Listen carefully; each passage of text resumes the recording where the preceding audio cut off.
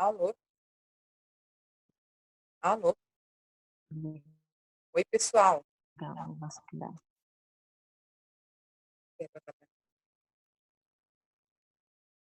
Duda, E Bárbara. aí, Soninha? Tudo bom? Saudade de vocês. O negócio vai acabar, não, gente? Saudade.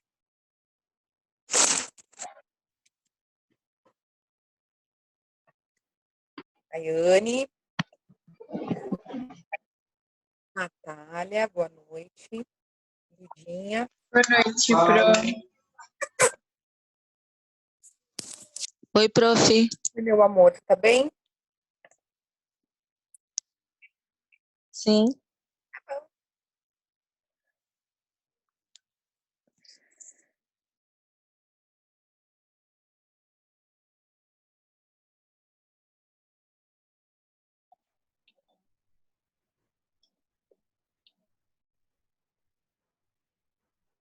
Olha que assunto chato que nós vamos falar hoje.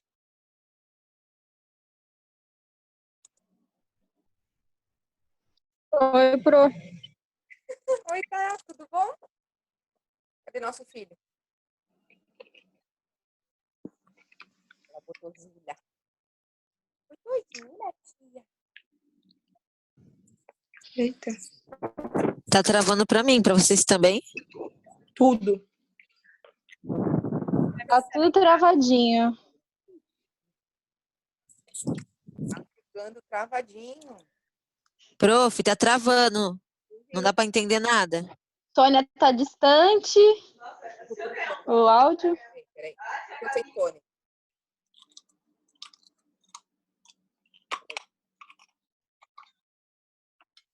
Eita.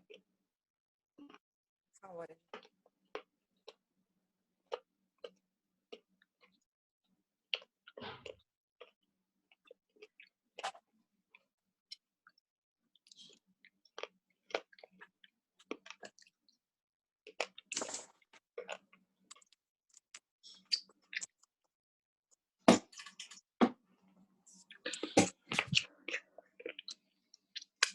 Vê se melhorou o áudio.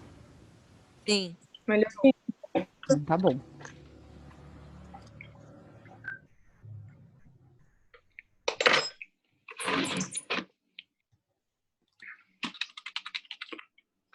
Espera um pouquinho. Uai, cadê minha garrafa?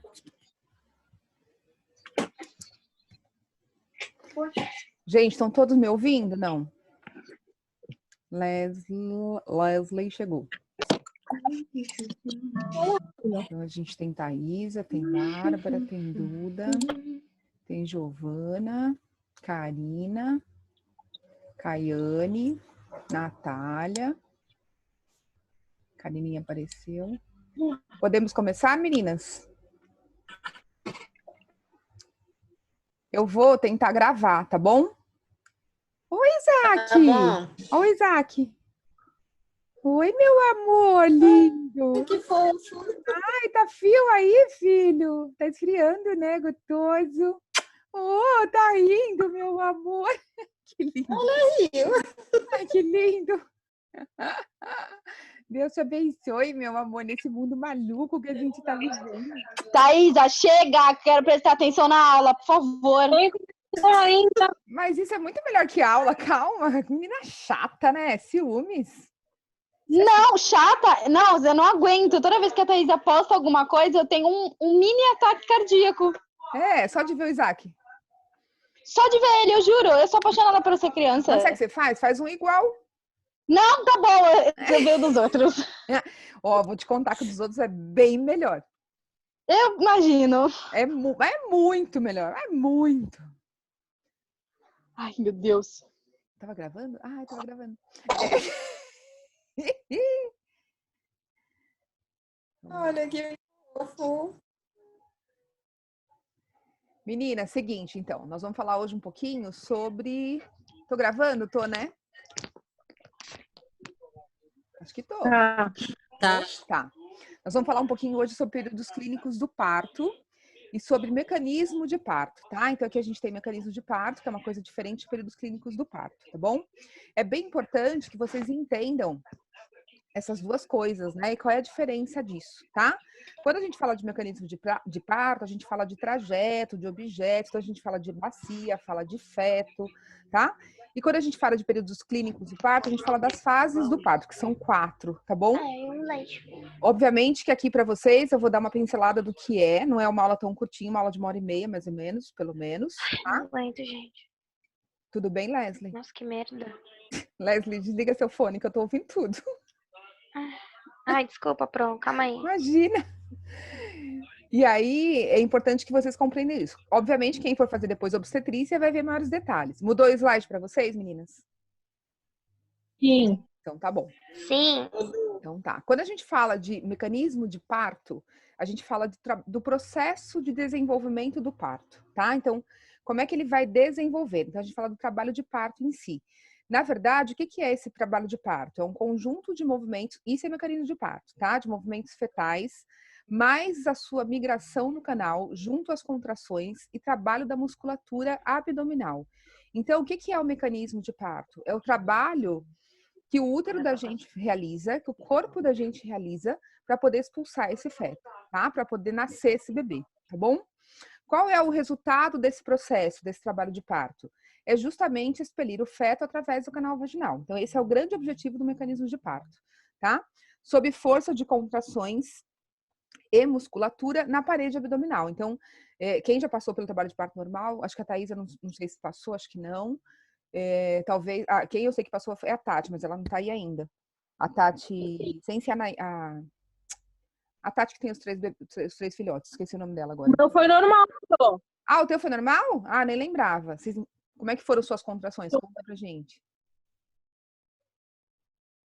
Ai, doeu muito, mas foi bem rápido. Eu comecei a sentir dor 7 horas da manhã, né, na véspera de Natal. Tá. Aí quando deu meio-dia e pouco, eu não aguentava mais de dor. Aí eu fui lá no hospital mesmo, minha bolsa já estourou. Que bom. E é uma dor, assim, tipo, surreal, de verdade. E é uma dor que já dá vontade de fazer força mesmo. Oi. Mesmo que, tipo assim, se a mulher for ter cesárea, mesmo assim ela pode ter contração, normal, né? Pode, é o ideal, tá? Ai, Até tá. quando a gente fala hoje da escolha de parto, isso é uma coisa bem legal da gente conversar, tá? Porque, assim, realmente, hoje a mulher pode escolher o tipo de parto que ela quer. A Thaisa deve ter sentido isso bem recentemente. Infelizmente, as pessoas não perguntam. Deveriam perguntar, né? Se quer... O meu médico cesárea. Ele falou que ia normal mesmo cesárea no caso. Ah, tá. O ideal é que a gente estimule a mulher no parto normal, é claro, tá? Mas assim, ainda que ela queira muito cesárea, se a gente for respeitar o desejo dela, que é uma coisa que o parto humanizado prega bastante, embora a gente usa bastante o parto normal, a gente pelo menos espera que ela entre em trabalho de parto, né? Por quê? Porque a gente já sabe que esse mecanismo de parto já está acontecendo, né? Ou seja, o bebê isso só acontece quando o bebê está pronto para nascer. Né, do ponto de vista pulmonar, do ponto de vista neurológico, entendeu? Então a gente não vai ter o problema de ter um bebê prematuro por conta de uma cesárea letiva. O grande problema da cesárea letiva é você tirar o bebê antes do tempo, né? Sem necessidade, tá bom? Por isso que é importante que mesmo a gente escolhendo a cesárea, a gente espere realmente entrar em trabalho de parto, tá? Então, o que é o trabalho de parto? Gente, um conjunto de movimentos fetais, tá? Junto com as contrações. Então, é movimento fetal e movimento uterino, cujo objetivo é expulsar esse feto do útero, tá? Provocar o nascimento desse bebê. Querendo andar um slide, mas tudo bem. A gente tem que ver todo mundo, não tem problema. Gente, quem tá com o microfone ligado, por favor, desliga, tá dando interferência aqui. Da microfonia, gente. Bom, continuando aqui, então, para a gente entender melhor um pouquinho do mecanismo de parto, tá? Então, a primeira parte que a gente tem do mecanismo de parto, a gente chama de trajeto. A gente tem trajeto e objeto. Então, trajeto é tudo que é do corpo da mãe e objeto é o feto, tá? Então, o trajeto é o canal de parturição, que a gente chama. Tudo isso aqui que vocês estão vendo nessa foto é o que a gente chama de canal de parturição, tá? Então, aqui a gente tem o útero, tá vendo? O fundo do útero, né? O colo do útero e todo o canal vaginal. Então, tudo isso aqui é o canal de parturição que a gente chama, tá bom? Ele estende-se do útero até a fenda da vulva. Então, ele vem Daqui, ó, lá do fundo do útero até a saída da vulva, tá bom? São as partes moles, segmentos inferior, cérvix de colo uterino, vagina, região vulvo-perineal, né? Que é sustentada por uma cintura óssea, que é a pequena bacia ou escavação, que a gente chama. Isso aqui, gente, é o que causa muita dor, que a Thaisa falou que sentiu muita dor, é isso aqui. Por quê? Depois a gente vai ver no laboratório, no estágio, o que acontece? Existe, a bacia tá fechada, ela vai abrir para esse neném passar, tá? Então, existe uma movimentação dessa pequena bacia, senão o bebê não passaria. Por isso que a dor é muito nas costas, né? A mulher fala assim, nossa, tá rasgando minhas costas, tá abrindo minhas costas. Alguém quer perguntar? E tipo assim, não dói muito pra criança. Eu queria falar, Pro. Pode Não falar. dói muito pra criança sair. Eu acho que eu senti mais dor na contração. Sim, porque é esse momento de descida, tá? E aí nós vamos ver uma foto mais pra frente. Vamos ver se já é o próximo slide aqui. O que acontece? Essa abertura da bacia é o que mais dói. A saída, na verdade, também causa dor. A cabeça é a pior parte. Depois que sai a cabeça é muito tranquilo, né? Mas o que acontece? Essa abertura... bastante. Mas essa abertura da parte óssea, né? Permitindo a passagem do feto é o que mais dói, né? Que acontece antes do parto. Entendeu? Então, o trabalho de parto realmente é dolorido por conta dessa questão. Para mim, na minha opinião, e de tudo que eu estudei, é o que mais realmente causa dor, tá? Dentro desses fatores mecânicos que a gente fala, então, ó, aquilo que eu falei para vocês, nós vamos chamar de motor, objeto e trajeto. Então, quem é a parte motora? É o próprio útero, né? Que conduz o feto através do canal de parto. Então, é a contração do útero, gente, é isso aqui, ó, que ele tá fazendo, empurrando esse bebê para baixo, tá? Ó, ele faz esse movimento, como se fosse um peristaltismo. Tá bom? Só que é contração muscular, por isso que dói muito, é músculo, né? O objeto é o próprio feto, tá? E o trajeto é a pelve materna. Então, quando eu falo de mecanismo de parto, eu falo de motor, objeto e trajeto. Motor, útero materno, objeto, feto, trajeto, a pelve, tá bom? Então, é essa abertura da pelve que envolve essa pequena bacia, que é a parte óssea, que a mulher sente bastante dor, tá certo? Mas a gente não pode esquecer que esse mecanismo acontece, tá? E aí, quais são esses mecanismos que é realizado durante o trabalho de parto, né? No mecanismo de parto? Quais são os movimentos executados pelo feto nesse processo? Porque ele, na verdade, é um objeto desse processo, desse mecanismo, tá? Então, primeiro ele faz o que a gente chama de insinuação, que é o posicionamento dele. Então, ele está em posição cefálica, geralmente, cabecinha lá para baixo, encaixada na bacia, tá? Depois ele vai descendo e fazendo a progressão até que ele possa realmente nascer. Aí eles são 6 movimentos aqui, tá? Ele tem a rotação interna, então ele gira e bota a cabecinha lateralizada para poder passar, porque é mais fácil. Eu vou mostrar para vocês mais para frente. Depois, quando ele tá saindo, que a gente já visualiza no canal de parto, o polo cefálico, a cabeça, ele faz uma rotação externa, que é quando ele vira para a parte posterior da mãe, tá? Aí a gente tem o desprendimento, então saiu cabeça, né? Aí eu tenho o desprendimento das espáduas, que é a parte do ombro, também é um pouquinho mais difícil, mas muito mais fácil. Opa, peraí que ele andou, tá? Mas muito mais fácil que a cabeça. Ficou preso no ombro. Oi? O Isaac ficou preso. Então, é difícil. O que você tem que fazer, na verdade? Aí é quem faz o parto que tem que ter habilidade, tá? Porque aí você, na verdade, você segura uma espádua dentro do canal de parto e você libera. Aí você, às vezes, faz um epísio, se precisar nessa hora, que é aquele corte, na verdade já fez, né? A epísio, que é o corte na vagina, se for necessário, para poder desprender esse outro ombro. Entendeu? Porque aí eu tiro um ombro, depois eu tiro o outro. Por isso que tem bebê que desloca a clavícula na hora do parto. E as pessoas acham que é negligência. Não é, tá, gente? Isso pode acontecer. Claro que depende da força que você usa nessa manobra. Agora, bebês muito grandes, às vezes, não tem jeito. E se deslocar é super tranquilo, porque não precisa de cirurgia de nada. A gente coloca um enfaixamento, chama de Volpô, tá? A gente faz o enfaixamento, ele fica mais ou menos 15 dias enfaixadinho. Dá um pouco de trabalho para a mãe, para trocar tal, mas assim, não é nada grave, entendeu? Não vai ficar nenhuma sequela. Então, entre mortos e feridos é uma coisa bem tranquila de acontecer, não tem problema, tá? E depois. Oi. Posso perguntar um negocinho? Eu sempre tive essa dúvida. Para fazer parto normal, o bebê só pode estar nessa posição cefálica que você falou, né? Não. O ideal, sim. Dá para fazer. Dá pra fazer. Sim, mas dá para fazer quando ele ele tiver... enfermeiro obstetra só pode fazer se ele tiver cefálico, tá? Se ele tiver nessa tá. falei. Se ele estiver sentado, lateralizado, a gente não pode realizar o parto normal, só o médico, tá bom? Mas não que isso seja uma contraindicação de parto normal. Geralmente, os médicos não Eu gostam achava de que fazer. não podia. Não, pode. Geralmente, os médicos não gostam de fazer porque o risco é maior, né? O risco para o bebê é maior, tá? Pode broncoaspirar, pode ter algum tipo de lesão, mas assim, não é indicador de cesárea isso. Entendeu? Deu? E depois Entendi. o Calma. desprendimento do ovoide córnico, que é todo o corpo do bebê, tá bom?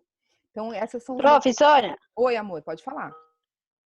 na rotação externa acontece o que mesmo? Desculpa.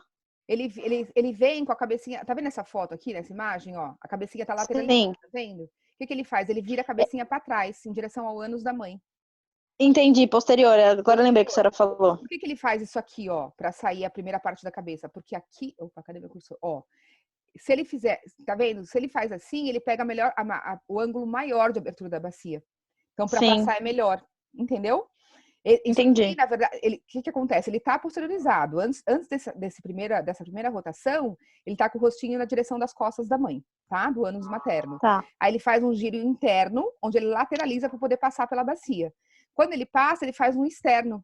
Ele volta porque ele mergulha, como se ele estivesse mergulhando numa piscina, para fazer a alavanca. Entendi. Eu vou mostrar para vocês Ah. a imagem aqui. É bem fácil de observar isso. É uma Tá graça. bom, obrigada. É um prazer imenso quando você vê o giro acontecendo. Assim, é uma delícia de ver. Tá? Nossa, eu não tenho, não. Ah, é muito bom, gente. Bom, e aí, então, agora vamos ver todos esses 6 mecanismos separadamente, para vocês entenderem, tá? Então, a insinuação é a passagem da maior circunferência da apresentação através do anel do estreito superior da bacia, tá? Esta é a apresentação à altura da espinha ciática. E a gente chama de plano de Delis. Vocês ouvem falar muito isso no estágio. Principalmente, claro, se vocês forem fazer obstetrícia, tá? Aqui, ó, a gente... Plano do quê, Pro? Plano de Delis. Como tá aqui mesmo, ó. Ah, Delis, tá, entendi. Tá. A gente Eu fala sou assim, cega. a gente fala Delis negativo, Delis positivo. Vocês estão vendo nessa terceira imagem aqui embaixo tem uns numerozinhos, ó? Isso é o plano de Delis, tá? Aqui, ó, o plano, a parte 0 do plano, vocês estão vendo? O que é? É o nosso ciático. Sabe quando a gente sente a espinha ciática aqui, ó, quando a gente está deitado fazendo exame físico, né? O que acontece? Essa é a parte mais estreita da bacia. Então, a gente fala de Delis negativo e de Delis positivo, tá vendo? Aqui, ó, vocês vão ver que todos os Delis aqui são negativos, ou seja, o bebê ainda tá muito alto, tá? Aí ele vem no 0 e ele começa a positivar, que é o Delis que a gente espera. Ou seja, ele passa do estreito da bacia. Isso é insinuação. Essa hora dói muito, tá? E provavelmente é isso que a Thaisa descreveu aí, porque ele acontece mais ou menos, às vezes, de 3, depende muito da evolução do parto, mas uma média de 3 horas antes da expulsão do feto, tá? Então é a hora que ela vai, que ela fala, não vou aguentar, tem que nascer. Prof. Oi. Ô, Sônia, uma pergunta. Por exemplo, eu, Maria Eduarda, eu tenho uma protusão no ciático, na L não sei o quê. Eu gostaria de ter parto normal. Eu vou sentir uma dor maior do que uma outra pessoa que não tem? Então, é porque a senhora difícil falou a que gente fica... falar isso, né, Duda? A tendência pode ser que sim. Assim, Pelo fato que já está pressionado. Exatamente, porque você já tem uma lesão, né? Entendeu? Agora, isso varia muito do limiar de dor, né? Entendeu? Sim, sim. Tem paciente que você pega, às vezes, que tem lordose, tem escoliose, você fala, ela não vai conseguir. A paciente vai de boa, entendeu? Como tem paciente que não tem... Professora, já tá me desanimando, que eu tenho lordose e escoliose. Como tem pacientes que não tem nenhum problema e acha aquilo um absurdo de dor, entendeu? Então é muito relativo, porque dor é muito subjetiva, né? Entendi, professora. Mas por teoria, sim. Sim. Fisiologicamente, sim. Tá bom, obrigada. Nada. Professora, uma dúvida. Fala, Thaís. Saudade de você, Tatá. Você tá bem? Ah, eu tô. Só não queria aparecer a imagem aí. Não precisa Mas eu pôr a tô bem, imagem, graças a não. Deus. Mas só quero saber se você tá bem. Tô bem sim, Então tá graças bom. a Deus. Então tá bom. É que no começo do vídeo eu tava tomando café. Relaxa. Eu tava escutando a senhora falar aí, mas eu tava tomando café. Não tem Deixa eu problema. te perguntar uma coisa. Aqui na imagem, a contagem para baixo da cabeça do bebê é crescente, né? Positivo, é isso. Como é que Cima conta negativa. os dedos? Os dedos Eu vou mostrar pra tantos vocês, dedos de porque aí é período passagem. clínico do parto, aí é outra coisa. Ah, tá. Não, porque assim, eu cheguei a 6 dedos de dilatação. Tá. Eu sentia muita dor. Mas Mas aí só você que nem não chegou estava- perto do... Aí você não chegou perto do colo ainda. Aí você Não, palpa a então, cabeça do bebê externamente, entendeu? por fora, entendi. Então, Tá? É. acima de quantos dedos que já sente a cabeça do bebê? Na mão da gente? Ah, com No 4, 5 toque. centímetros, com 4, 5 a gente já sente. 4, 5? É, Então, com 6 dava pra sentir. dava. A não ser que ele tivesse tá. muito alto, tá? Depende muito da altura que ele tá do Deli. Às vezes você tem dilatação e ele Entendi. tá alto. Às vezes isso acontece muito em indução de parto, né? Porque a galera instala ocitocina e aí estimula a contração, entendeu? Aí rompe bolsa. Rompe bolsa não espontaneamente, rompe artificialmente. Ele entra com o rompedor e rompe a bolsa para acelerar o trabalho de parto, né? E o bebê tá alto ainda, então a dilatação vai acontecendo, mas o bebê não chegou lá ainda. Pode acontecer. A minha Pro, foi então essa daí. espontâneo. Ah, tá. Pode Fala, falar. Leslie. Então essa daí não é aquela que a gente faz o toque que sente a cabecinha do Não, neném, esse ainda né? não, tá? Esse é Ele plano tá de começando a Deli. encaixar esse daí, né? Esse é só pra quem é tá. obstetra mesmo. Vocês não vão fazer isso, não vão sentir isso, Tá, tá? tá bom. E Pô, então aqui, pode ó, ficar 10 centímetros de dilatação e o bebê não descer? pode. Aí faz cesárea ou não? Não, a gente pode dar uma induzida, colocar uma ocitocina pra ver se ele desce. Tá? É a hora de colocar a ocitocina, na verdade. Mas geralmente desce, tá? Ó, aqui eu coloquei pra vocês 60% de OEA. O que é esse OEA?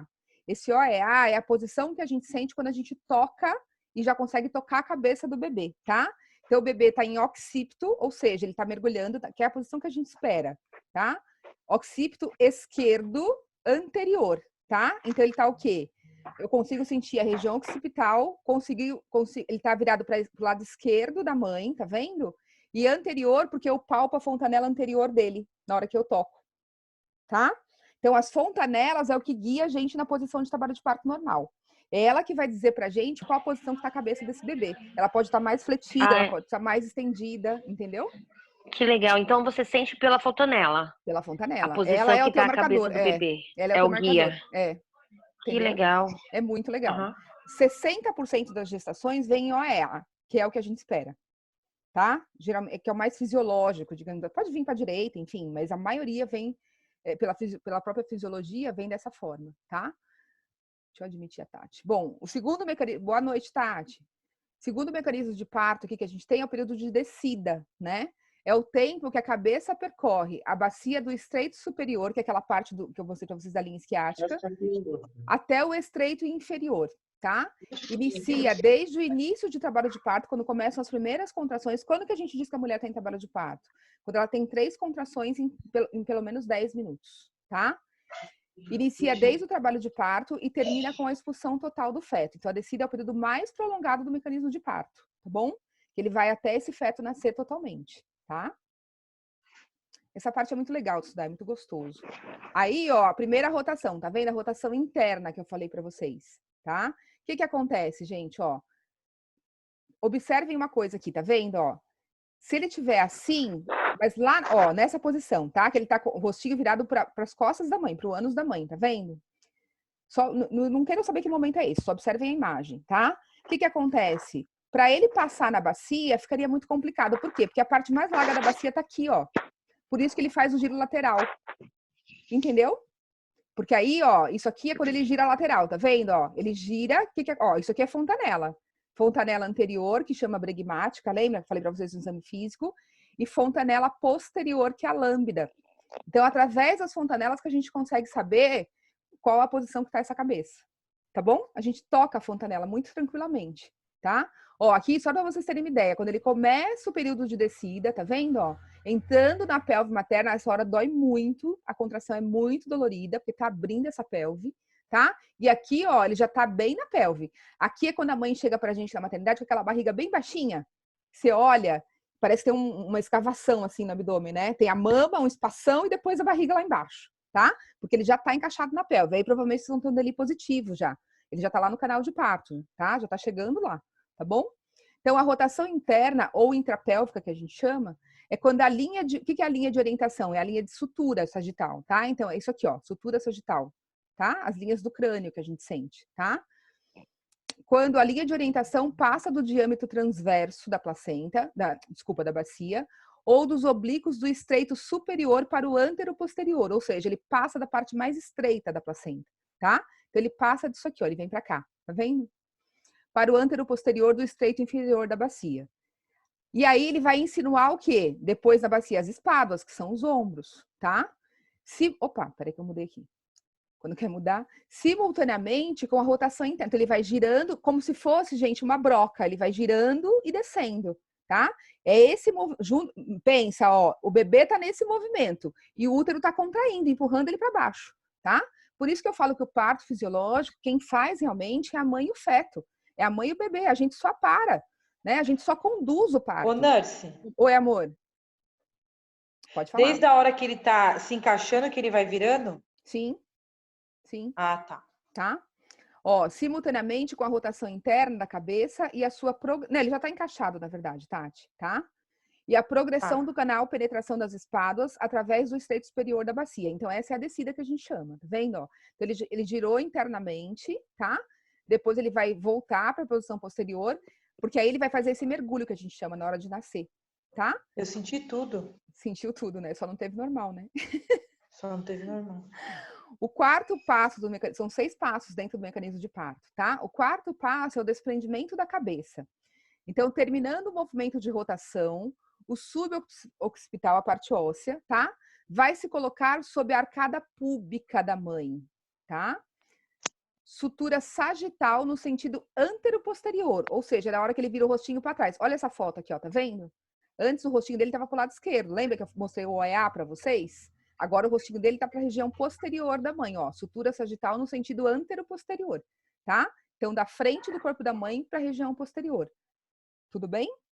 Então, a mãe é a nossa referência junto com a fontanela do bebê e a sua sutura sagital, tá? Se dá por um movimento de extensão, porque ele mergulha, né? Ele faz isso aqui, ó, tá? De extensão e deflexão em torno do ponto de apoio, que é o hipomócleo, que a gente chama, que é justamente a bacia materna, tá? Gente, não precisa decorar esses nomes, que nem hipomócleo, isso não, tá? Porque isso é muito específico de obstetrícia, tá bom? E aí aqui, ó, observe uma coisa muito interessante nessa foto, olha que interessante. Vocês vão ver que quem tá realizando o parto tá segurando a cabeça muito discretamente, tá vendo? E essa mão aqui, ó, tá sustentando o períneo. Isso é super importante, por quê? Porque isso aqui é o hipomócleo, é a região onde ele apoia para poder nascer. Se eu não fizer isso aqui, eu lacero. É a hora que rasga as mães. Vulgarmente falando, tá? Chulamente falando, é isso que acontece quando a gente não põe essa mão segurando esse períneo, tá? Se eu percebo que eu tenho um bebê muito grande para uma passagem muito estreita, a gente vem aqui na vagina da mãe, ó, e antes da cabeça esterilizar, e a gente faz uma episiotomia, que a gente chama anestesia, a gente faz uma anestesia no nervo pudendo e corta de tesoura ou de bisturi, tá? Dependendo do momento do parto. Você abre ali mais ou menos 4, 5 centímetros, depende muito da necessidade. Às vezes precisa fazer dos 2 lados, tá? Mas é muito difícil, geralmente um só sustenta. E isso aqui é muito importante. Isso aqui, ó, gente, quando vocês estiverem gestante, é isso aqui que eu trabalho com a gestante. Eu faço alguns exercícios com a gestante para ela fortalecer a região do períneo, para que ela possa ter um parto normal sem episiotomia e sem laceração, tá? Mas depende muito de quanto essa mãe trabalhou esse períneo e depende também de como eu vou proceder o parto, né? Isso aqui a responsabilidade é minha enquanto partejar, né? Enquanto quem tá realmente realizando o parto, tá? Aqui é... Antes Pro, Oi, deixa eu amor. perguntar um negócio. Isso aí que você tá falando de fortalecer O períneo. É musculatura pélvica que fala? Pélvica, é. É segurar o Então, xixi, sabe aquelas coisas? Sei, então, mas isso assim, isso vai ser praticado por todas as enfermeiras que, tipo assim, entrarem em contato com uma mãe que for fazer o trabalho de parto dessa mãe, é obrigação da enfermeira fazer essa preparação. Só do enfermeiro obstetra. Não é. É de quem agora quem acompanha o pré-natal pode orientar, né? Assim, não, eu vou dizer para você, eu vejo como uma obrigação, embora não seja uma prática. Eu também. Entendeu? Porque não está na lei, tá? Eu nunca ouvi nem falar. Vocês não vão achar isso na lei, não existe, né? Porque o que a enfermeira faz? Mede barriga, mede pressão, né? Pede exame, enfim, aquilo tudo que é protocolo. Mas no protocolo do Ministério da Saúde você não tem isso. Entendeu? Ô, professora. Oi. É aquele movimento de contração, de tipo assim, de você apertar lá embaixo? De você contrair o assoalho pélvico, Aí aqui você pode fazer agachamento, você pode fazer segurar o xixi, né? Tem vários movimentos. Porque ninguém... Oi? Porque Mas ninguém me isso é orientou, só- não. Ah, não, Isso é ninguém só fala na hora nada. do parto ou pode ser trabalhado durante toda Não, a durante a gestação? gestação. O ideal, quando eu trabalho com paciente E durante a particular, vida eu trabalho... também. Na hora do parto não vai adiantar, Kai, tá? Porque aí já não dá mais tempo. Sim. Eu começo a trabalhar com as minhas pacientes geralmente no 6º mês. Do 5º pro 6º mês. Acho Tá? que vai acabar, Pro. Se acabar, a gente começa de novo, não tem problema. Tá bom? Tá. Eu pedi 1h30, não sei se ele vai me dar, tá? Porque, na verdade, eu troquei É e-mail. que com ele. apareceu pra Acaba não, ele mensagem. deu. Eu troquei e-mail com o Não, pessoal mas do ele- Zoom. Porque eu tentei comprar o pacote Ah, particular que e não bom. consegui. Aí eles me disseram que iam me dar 1h30. Vamos ver se funciona, tá bom? Pro, deixa eu te perguntar mais Oi, um meu negócio. amor. Esse tipo de atendimento tipo, que você faz, particular, Ah. isso é a mãe que vai procurar por você, Sim. tipo, numa clínica, por Sim. recomendação, essas É. coisas, para você prestar esse serviço, não é? Sim, sim. Então, eu geralmente... Daí, tudo isso que você fornece para ela, tipo assim... Eu não tenho consultório, né? Então, ou eu atendo no consultório do obstetra, se ele preferir, ou se a mãe preferir, ou eu atendo na casa da paciente. Entendeu? Geralmente na casa da paciente. Porque aí depois a gente compra a Daí- bola, né? E aí começa a fazer esses exercícios, gente, são muito mais feitos por fisioterapeutas do que por enfermeiro, tá? É que eu fui meio folgada, a paciente pediu e eu comecei fazendo. Entendi. Mas a gente tem fisioterapeuta que só trabalha essa parte, Tá. que certamente trabalha melhor que a gente, entendeu? Mas, tudo bem. Daí, a pós-graduação de enfermagem vai capacitar a gente a fazer todos esses processos. Tipo Todos assim... esses, todos. Ah, tá, entendi. Todos. Tá bom. Tá?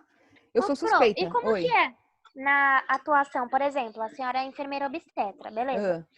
Aí, se o bebezinho tiver de um jeitinho lá que a senhora pode conduzir o parto, como que funciona, assim, no caso de prescrição de medicamento? Tem um protocolo? Não. A gente não Instituições? pode prescrever nada, continua proibido, tá? O que a gente Tá. faz muito, geralmente, é trabalhar com o médico obstetra, né? Porque, por exemplo, a gente não tem, pelo menos aqui em Santos, não tem, tá? Em São Paulo, alguns hospitais permitem. Você se cadastra no hospital que nem médico, igualzinho. E aí a paciente vai, você vai junto, entendeu? Mas é muito difícil tá. conseguir isso.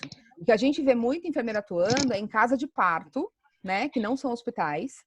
Hospitais também, mas o próprio enfermeiro obstetra é do hospital, então não é o enfermeiro da mãe, tá? Então é o enfermeiro que tá de plantão. E às vezes o enfermeiro da mãe vai para acompanhar, mas não é ele que faz o parto, tá?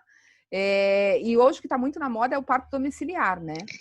Eu não faço porque eu perdi a mão de parto, sou sendo sincera para vocês, tá? Eu não faria porque eu acho que tô desatualizadíssima, teria que fazer um outro estágio. Mas eu tenho muitas colegas que fazem tanto aqui em Santos quanto em São Paulo. Agora, aqui em Santos não é muito moda parto domiciliar. Em São Paulo é bem moda. O pessoal gosta bastante. Eu tenho muito medo só, porque esse negócio de doula aí virou uma febre, né? Gente, doula não é enfermeira obstetra, tá? Eu posso ter um enfermeiro obstetra que também faz doula. É diferente. É como se fosse aquelas antigas parteiras? Mas elas não têm a proposta de fazer o parto. A proposta delas é apoiar a mãe psicologicamente, é acompanhar na compra do enxoval, é arrumar o quarto, entendeu? É segurar na mão da mãe na hora do parto, mas nada técnico, entendeu? É aliviar a tensão, fazer massagem, mas nada técnico, não faz toque, nada disso. Mas tem curso, Pro, desses negócios de doula? Tem sim. Ah. Tá? E aí hoje a gente vê muita psicóloga trabalhando de doula, muita enfermeira, mas aí são propostas diferentes, tá? Doula é uma coisa, enfermeira obstetra é outra. A gente tem algumas enfermeiras obstetras que também são doulas, tá? Que eu acho que acaba fazendo um pouco mesmo, mas, tá bom? Aqui, gente, é o 5º movimento do mecanismo de parto, que é a rotação externa, tá vendo, ó? Então aqui o bebê tá nascendo, tá vendo? Ó, não saiu ainda, né? Ó, a parte externa tá saindo aqui. Aqui a gente consegue ver a cabeça. O estreito da bacia que eu falei pra vocês é essa parte aqui, ó. Tá vendo?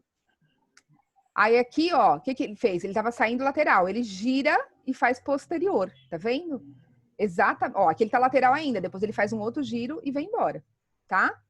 Tá vendo que bonitinho, ó? Aqui é um cabeção. Tá? Aqui é uma pessoa aspirando o nariz. A gente não usa mais isso. Essa foto é antiga. Quando gira, ele gira o corpo todo? Não, só a cabeça. Ele gira o corpo todo. Só Não, a cabeça? Só não, depois ele gira o corpo todo, mas a princípio você não vê girar o corpo todo. Você só vê... porque não, é que a posição né? Não dá. A posição Olha, do corpo Érica! tá sempre na mesma posição, parece. Tudo bem? Boa noite. Mas é legal, não, ele vai virar bonitinho, vocês vão perceber. A posição tá na mesma posição. Tá? Ó, mas aqui o corpinho virou, tá vendo? Ó, o corpinho tá diferente, ó. Fala, Leslie. Tá virando. Saiu a cabeça, uma parte da cabeça e os braços, acredita? Aí eu fiquei presa. Minha mãe quase morreu. Não, mas não tem como. No meu parto. Ah, só se você, É só se sério, você tava assim, cortaram né? ela todinha. Só se saiu Isso, primeiro o tava braço. assim, desse jeito. Então, mas aí o que aconteceu? Aí Saiu primeiro ficou o seu tipo essa braço. parte presa. Aí é o problema. Horrível. Minha mãe quase morreu. Então, esse é o risco de E aí fazer... ela não voltava. Esse é o risco que a Verônica perguntou. Professora, quando o neném não tá na posição cefálica, que é o que a gente espera, é proibido fazer o parto normal? Não, não é proibido, mas tem um risco maior. Entendeu? Eu não sei o que aconteceu. Ela foi pro hospital normal. E às vezes ficou um espacinho e você meteu o braço lá. E aí, só que aí eu não saía mais, tipo, fiquei presa, tá? Eu comecei a ficar preta, acredita? Acredito. Foi horrível, minha mãe porque quase falta morreu. oxigênio, né? Aí a hora que você abre, você deixa lacerar tudo, às vezes, né? A mãe, às vezes, minha mãe sofreu tem mãe, muito. gente, que tem sutura até no Costurar ânus, tá? tudo. Tá?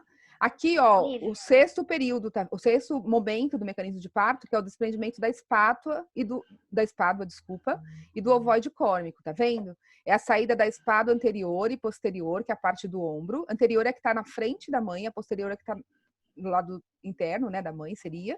A gente estando na posição de parto, tá? E o restante do feto chamado de ultimação do parto. Então, aqui acontece toda a saída, tá vendo, ó? Todo o movimento do bebê, tá? E aí, gente, parto é maravilhoso, né? Eu sou suspeita para falar, tá? Deu para vocês entenderem o que é mecanismo de parto? Então, só para a gente retomar e fechar essa primeira parte, tá?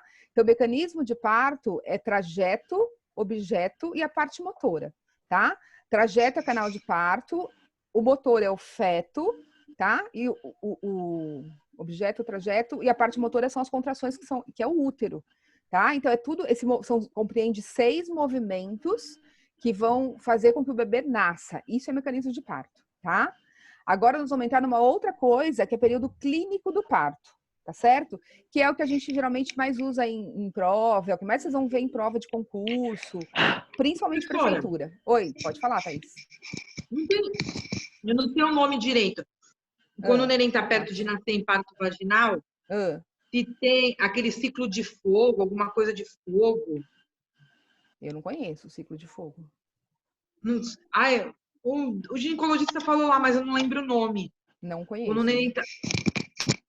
Eu vou perguntar e vou falar pra senhora. Como faz muito tempo que eu não faço parto, é aquilo que eu falei para vocês. Pode ser que seja alguma coisa nova, alguma terminologia. Eu leio bastante, procuro me atualizar. Mas não é a mesma coisa que a gente está nativa, né? A gente está na linha de frente do parto. Porque o Benjamin nasceu com a cabecinha. Como se fosse parto normal. E eu não tive parto normal. Pois é. Foi aquele desastre. Gente, aí nós vamos entrar nos períodos clínicos do parto, que para vocês, como enfermeira generalista, é o mais importante, tá? Então, a primeira fase, aqui são 4 fases. Então, lá a gente tem 6 mecanismos, tá? E aqui a gente tem 4 fases, tá bom? 4 períodos, né? Então, a gente tem a primeira fase, que a gente chama de dilatação, a fase de expulsão, a fase de dectação e período de Greenberg. O Greenberg é o período mais importante para vocês como enfermeira generalista, tá bom? Porque é o período que a mãe geralmente já está na maternidade. Então, ela já saiu da sala de parto, já saiu do centro obstétrico, e aí a assistência toda da gente como enfermagem, tá? É o período que a gente mais atua como enfermeira generalista, tá certo? Ó. Prof, você pode repetir que travou aqui para mim? Então, eu estava falando que a gente... Peraí, deixa eu voltar aqui. Que a gente falou dos 4 períodos, né? Clínicos do parto. Dilatação, que é o período que acontece, expulsão, dectação e Greenberg. Pra gente, como enfermeiro generalista, o mais importante é o Greenberg, tá? Porque geralmente é um período que a mãe já saiu da sala de parto, já saiu do centro obstétrico e ela é todinha nossa na enfermaria, tá? É o período de controlar sangramento, de controlar a contração, a volta do útero pro seu lugar fisiológico, né? Pro seu lugar normal, tá? E é o que mais cai em concurso. Vocês vão ver que eu não tô mentindo. Você fala, puta merda, bem que a Sônia falou. E o negócio caiu mesmo, tá? Então, todas elas são importantes, mas pra gente, como generalista, o mais importante é o Greenberg, porque é um período nosso, né? Porque, geralmente, dilatação, a mãe não vai estar com a gente, a expulsão também não, a dectação também não. Mas no Greenberg, ela vai estar com a gente, tá? Então, a assistência de enfermagem, ela é crucial nesse período, tá certo? Deu, Bárbara? Então, vamos lá. No primeiro Entendi, obrigada. Nada, imagina. Gente, se alguém cortar aí, é só pedir que eu repito, tá? Ó, na dilatação, então, o que acontece? De quem que é essa dilatação? Agora nós vamos falar daquele negócio de centímetros de dilatação.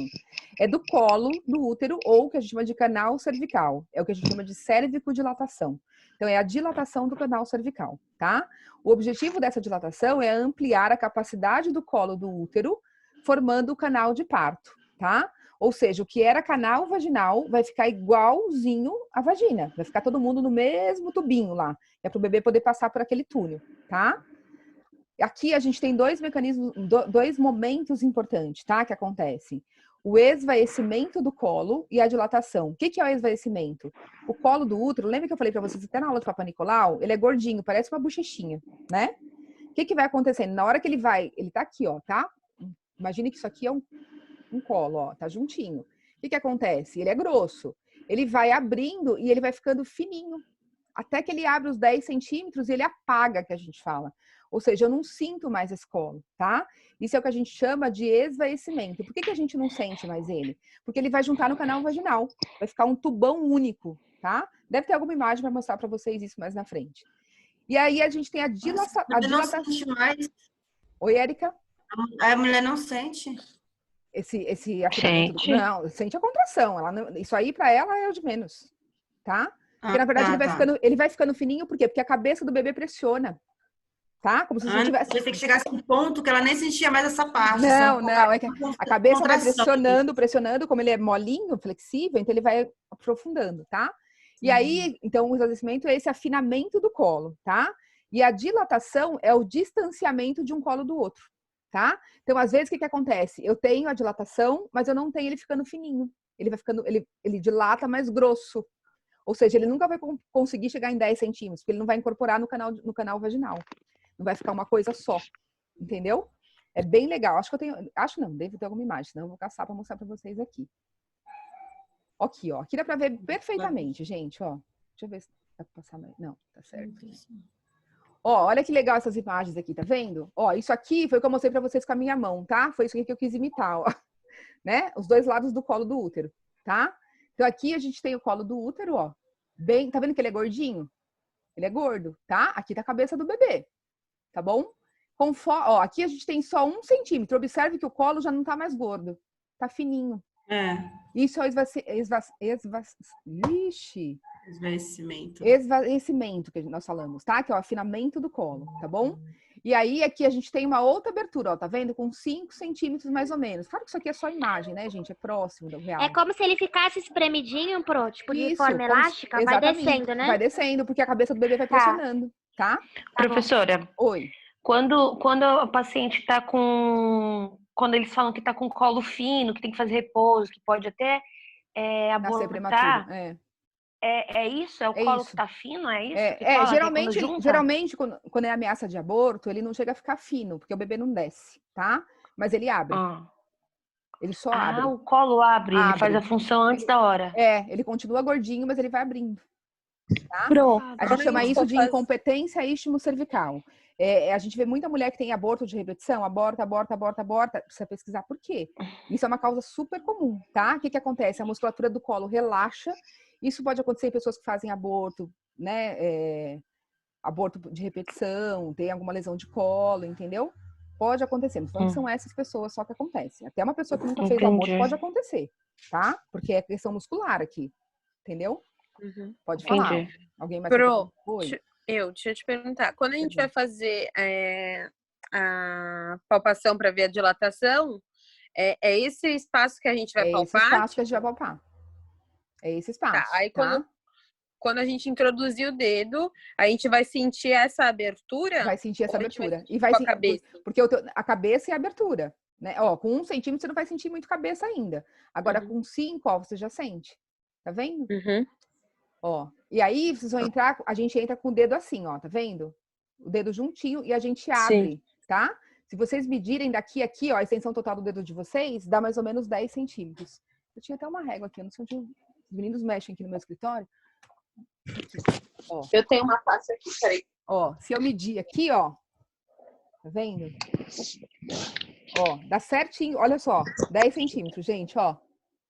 Deu pra ver na régua? Eu vou fazer também, peraí, deixa eu virar a câmera. Tá bem... Caraca, professora! Daí... Não, tá vendo minha testa? Peraí, olha, professora! Viu? É muito legal isso. Que tá? doido! Então, mas vejam que...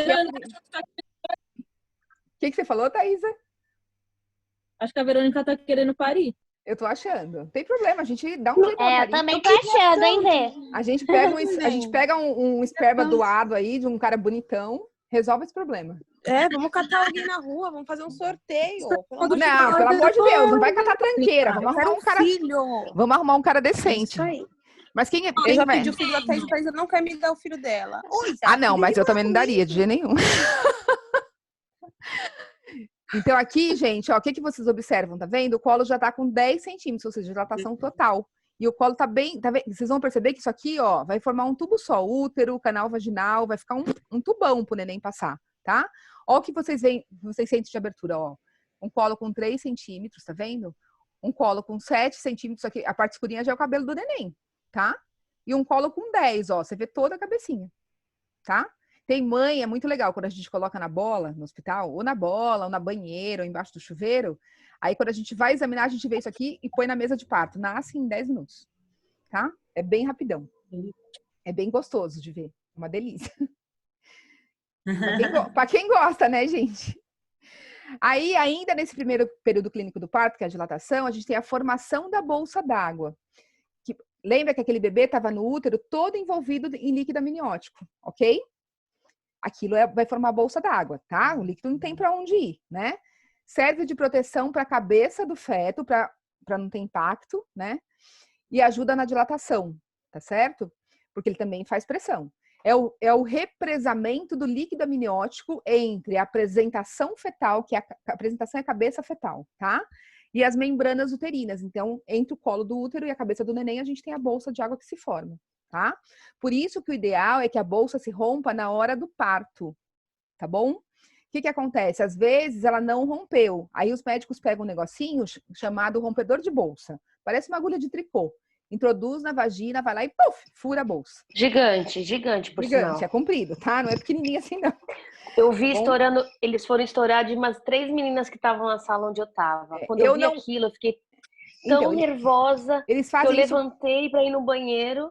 Aí a minha bolsa estourou de nervoso. Eles fazem isso para acelerar o trabalho de parto, porque depois que rompe a bolsa, aumenta as contrações, tá?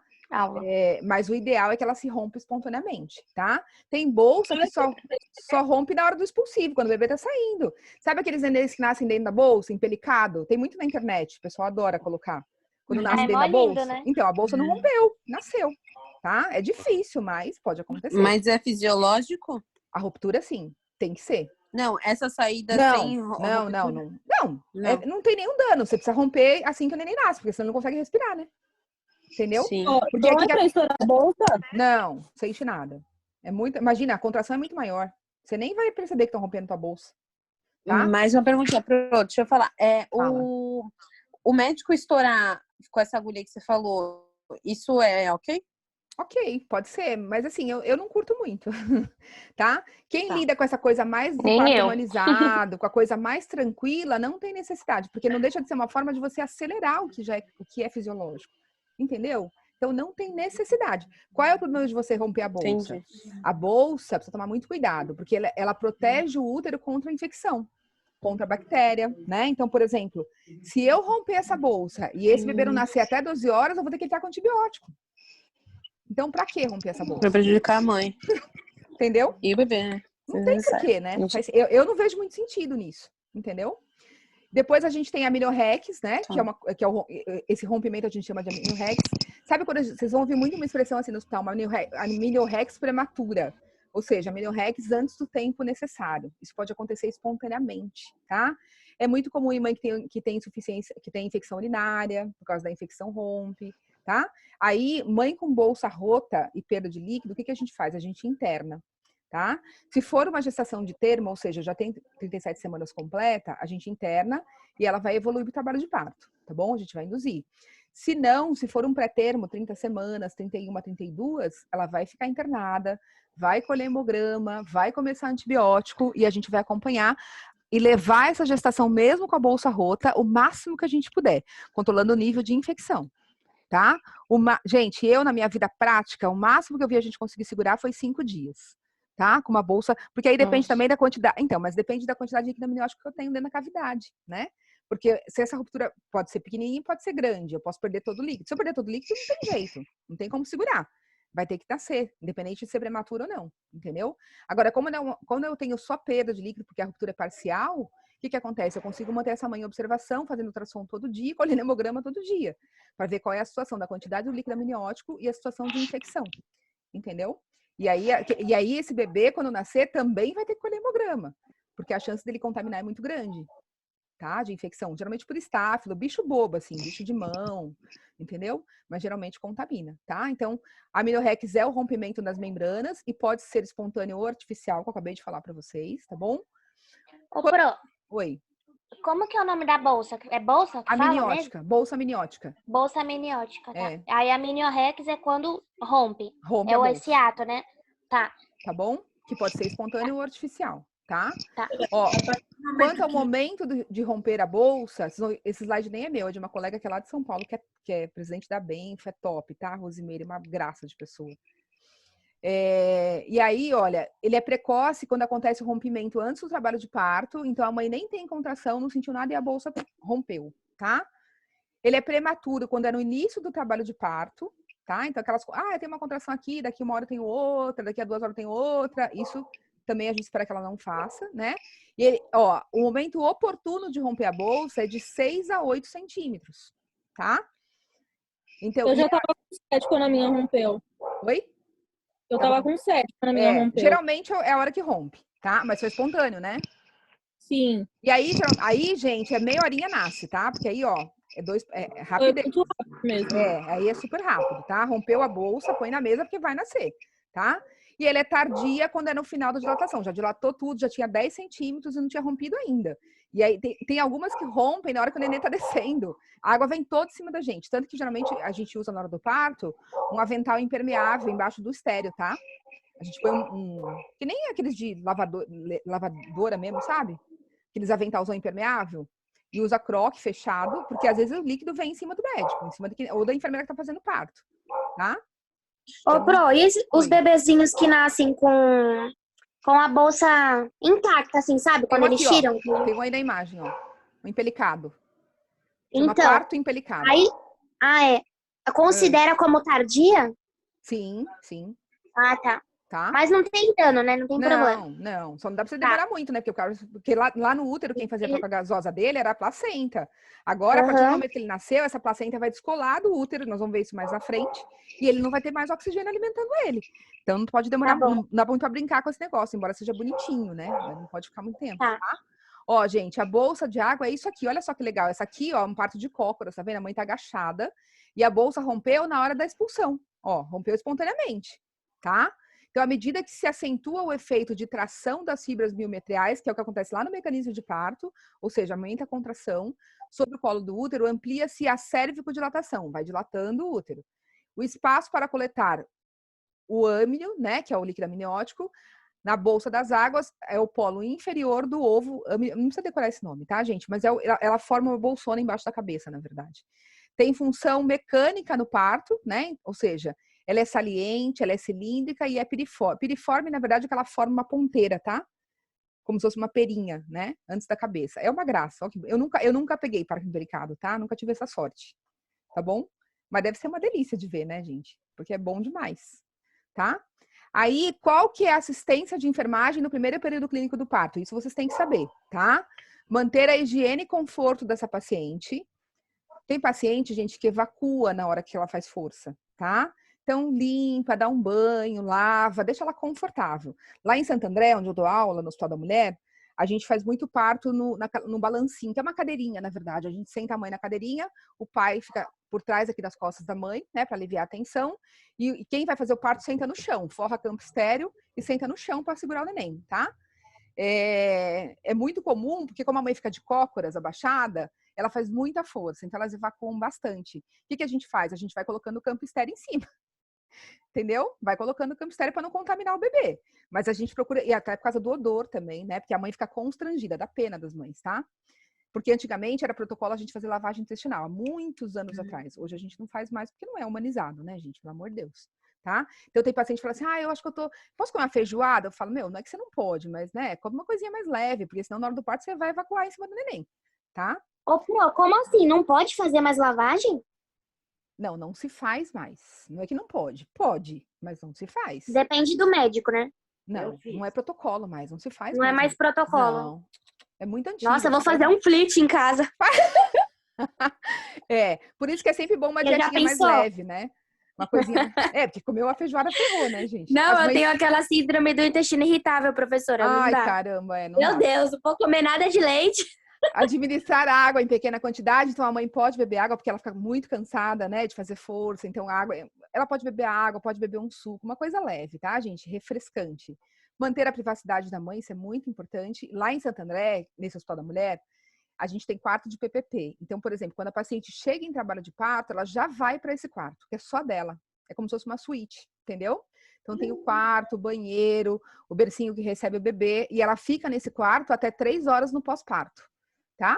Depois que ela vai pra enfermaria. Hã? Eu fiquei num desse na Santa Casa. A gente tem também agora aqui, tá? Os estivadores também tem bastante. Administrar água é legal, providenciar material necessário para a amniotomia, né? Então, para romper a bolsa, se for o caso, tá? Ou para observar o líquido amniótico, isso é importante, tá? Que eu falei para vocês na outra aula. Comadre, luva, amniótomo, que é o microscópio. Não é o microscópio, tá, gente? É como se fosse um... Cara, não sei como chamar. Negócio comprido, assim que a gente olha o líquido amniótico, tá? Pelo colo do útero, tá bom? Ou pinça, dente de rato, se precisar para algum procedimento. Apoio psicológico para parturiente e orientar quanto à respiração, né? Então, a melhor respiração é aquela de encher a bexiga, tá, gente? Inspira e expira mais do que inspira, para manter a tranquilidade, para controlar a dor. A respiração, gente, é outra coisa que a gente pode ensinar para a mãe no pré-natal, tá? A respiração no controle da dor é fundamental. Até com paciente crônico, né? Paciente oncológico, paciente trabalha o pessoal que trabalha com dor, trabalha muito essa questão da respiração, tá? É muito importante. Aí, na dilatação, o que a gente vai fazer? Controlar a dinâmica uterina e o foco fetal. Aqui, na verdade, é quando a gente faz a ausculta com sonar, tá? Ou quando a gente usa o que eu mostrei para vocês, aquele aparelho, o cardiotoco, que a gente consegue ver a contração uterina mais o foco fetal, tá bom? O soro com medicação, se tiver, geralmente quando eles entram com ocitocina, os hospitais decentes, tá? Ocitocina é um hormônio que estimula a contração do útero. Então eles entram com o sorinho para estimular o parto, para acelerar o parto, que o pessoal chama, tá? Ele causa muita dor, porque ele aumenta muito as contrações. Então, geralmente, os médicos mais conscientes já fazem dipirona, faz analgésico junto, tá? Para a mãe não sentir tanta dor, tá bom? Acompanhar a paciente ao banheiro sempre, porque ele pode nascer no banheiro, tá? Dependendo, se for uma mãe, gente, de quarto filho, bota ela na comadre, fala, é melhor você fazer aqui. Vira aí que nós vamos pôr uma comadre em você, porque pode nascer lá no vaso sanitário, tá? Levar a paciente para a sala de parto, né? Encaminhar quando for necessário. Controlar pressão arterial e temperatura, isso é tudo da enfermagem.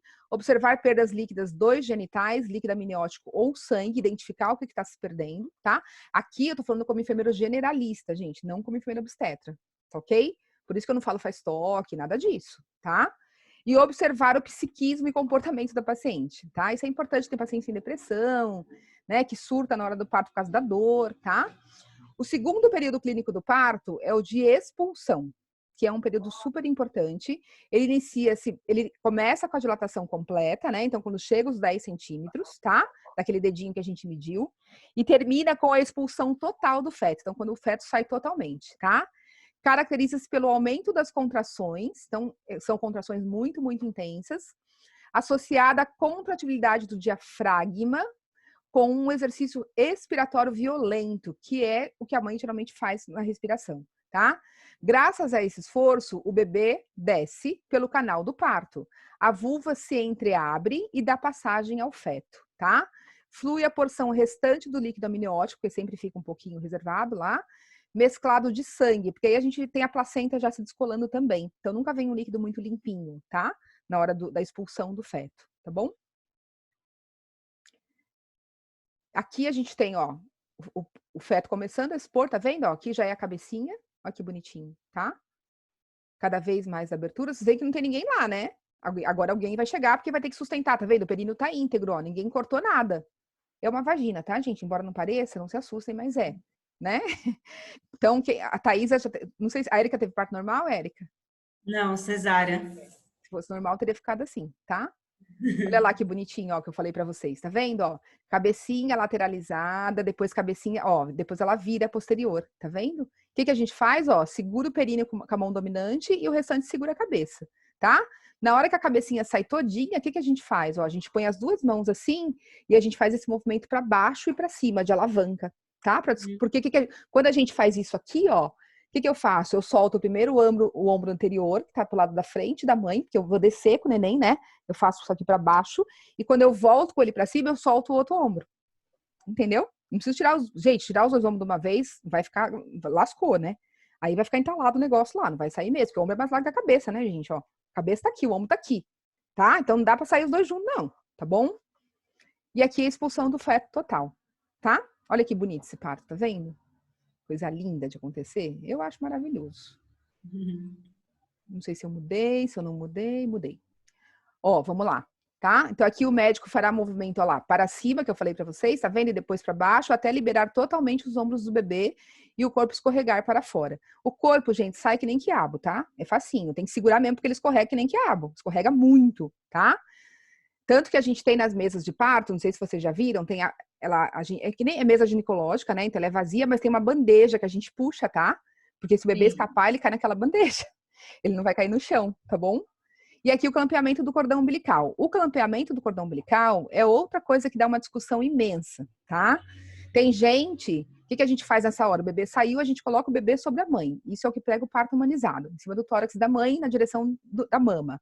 Ah, mas é para mamar? Não necessariamente. Se ele quiser mamar, ótimo. Se não, também, o mais importante nesse momento é o contato pele a pele, tá? A gente espera, o médico que está fazendo o parto, o enfermeiro, segura o cordão umbilical e espera ele parar de pulsar. Dá em torno de 2 a 3 minutos. Parou de pulsar, a gente clampeia e corta. Pinça e corta, tá bom? Quando ele para de pulsar. Agora, tem médico que não espera parar de pulsar, ele clampeia imediatamente. Esse hospital que eu falei para vocês que eu dou aula hoje, o Hospital da Mulher, na verdade eu participei quando esse hospital estava sendo montado ainda, quando estava sendo construído, que depois eu saí de Santo André e agora eu voltei.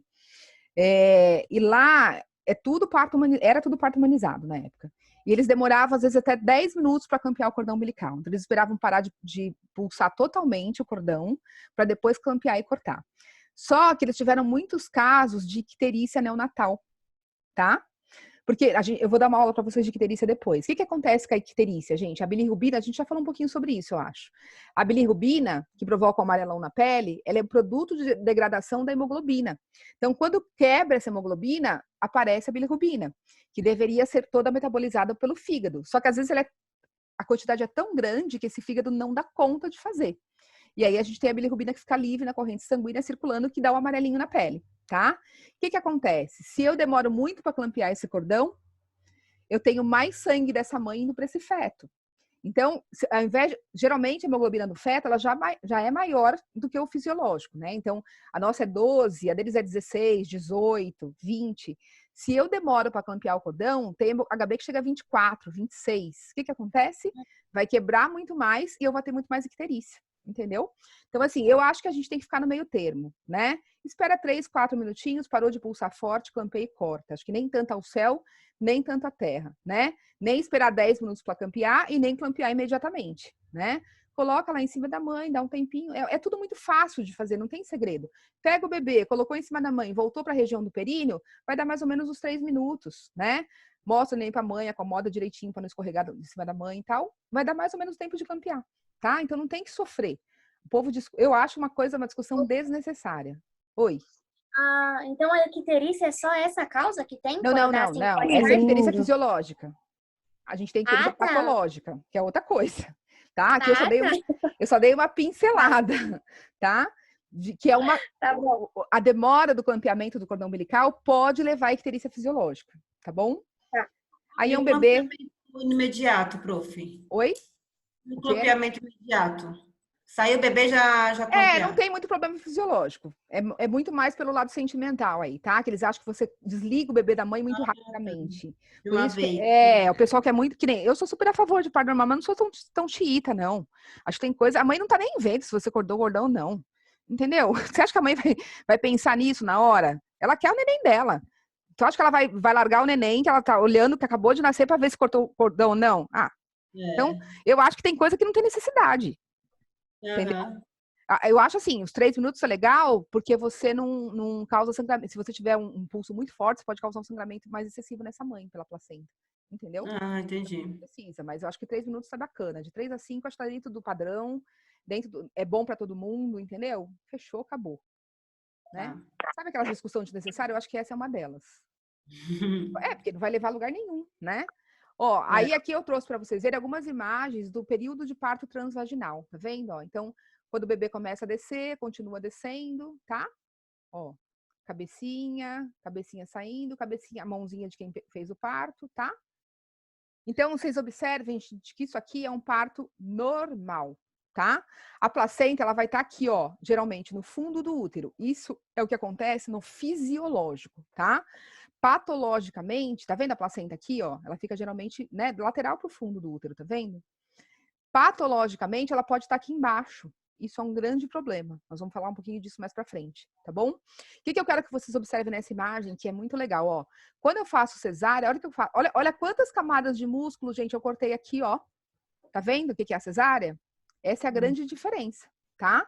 Então, quando eu faço a cesárea, eu corto e puxo esse bebê, tá? Então, não tem nada de fisiológico nisso aqui. Absolutamente nada. E vocês veem que a gente já tinha um canal de útero abertinho aqui, Tá vendo?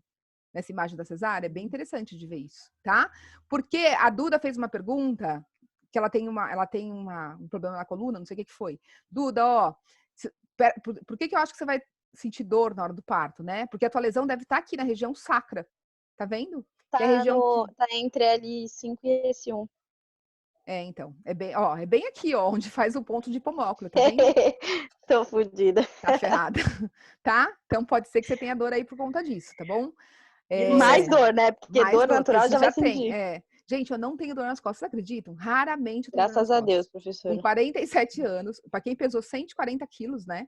E assim, nem na gravidez, eu senti assim, quando eu dava muito mamar, né? Porque o Gabriel, que é o meu mais novo, ele dormia no peito, né? Ele passava a vida dele no peito, entendeu? Então, quando eu parava de dar mamar, eu tava com as costas doloridas, o ombro dolorido. Mas, assim, dizer que eu tenho dor crônica, de jeito nenhum. Hoje, que eu tô mais velha, assim, se eu pegar balde muito pesado, alguma coisa que nem agora que eu tô sem empregada, porque ela também tá em isolamento social, minha empregada, né? Eu tô sentindo um pouco. Ela tá vindo pra. Aí, quando foi há 3 semanas atrás, eu falei, vamos fazer assim, você vem uma vez por semana pra dar uma geral na casa pra mim, porque eu não vou aguentar, né? Porque eu não tô parada, né, gente? A gente tá trabalhando, né? Esse que é o problema, entendeu? Aí você tem que dar aula, você tem que cuidar da casa, fazer comida, lavar roupa, passar, cuidar das crianças, cuidar da mãe, né? Que é um bebê. É muito ruim, tá muito ruim. Tá muito difícil. E aí foi tão engraçado porque eu fui fazer o pagamento dela e eu paguei ela integralmente, né? Tirei só o dinheiro da condução. Aí ela falou assim pra mim, nossa, eu achei que eu não fosse receber nada esse mês. Eu falei, não, mas você tá em isolamento social, né? Você não tá em casa porque você quer.